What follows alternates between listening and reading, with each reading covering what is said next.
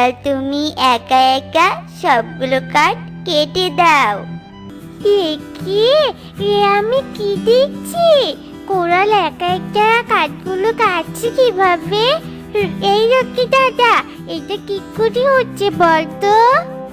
আমার তো মনে হয় কেউ দূর থেকে আমাদেরকে কাঠ কাটতে সাহায্য করছে, আর সে আমাদের কষ্ট সহ্য করতেও পারছে না। বুঝতে পেরেছিস? রে দাদা, চল আমরা এখন তোতা আঙ্কেলের কাছে গিয়ে খাবার চাই। কি রে, তোরা আবার খাবার চাইতে এসেছিস? তোদেরকে তো বলেই দিলাম, কাজ শেষ না করতে পারলে একটুও খাবার পাবি না। না তোতা আঙ্কেল, আমরা আমাদের কাজ শেষ করেছি, এখন আমাদেরকে খাবার খেতে দাও।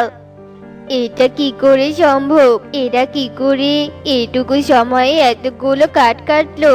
তবে এরা খাবারের লোভে মিথ্যে বলছে না তো? যাই, আমি বরং একবার দেখেই আসি।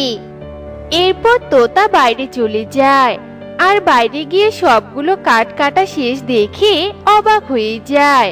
এরপর তোতা কোনো উপায় না পেয়ে রকি ও টুকিকে বাইরে খাবার খেতে দেয়। আরে কনক, তুই এখানে? তুই এই কয়েকদিন কোথায় ছিলি বলতো? আমরা তো তোকে অনেক খুঁজেছি, কিন্তু কোথাও তোকে খুঁজে পাইনি। আমার কথা ছেড়ে দাও রকি দাদা, আমি তো এতিম কাকির ছানা। কিন্তু তোমাদের এই অবস্থা কেন? আর টুনি মাসি বা কোথায়? একদিন আমরা তোকে এতিম কাকে ছানা বলে তোকে অনেক কষ্ট দিয়ে ফেলেছিলাম, কিন্তু আমরা এখন বুঝতে পারছি যে সেদিন আমরা তোকে কত কষ্ট দিয়ে অনেক বড়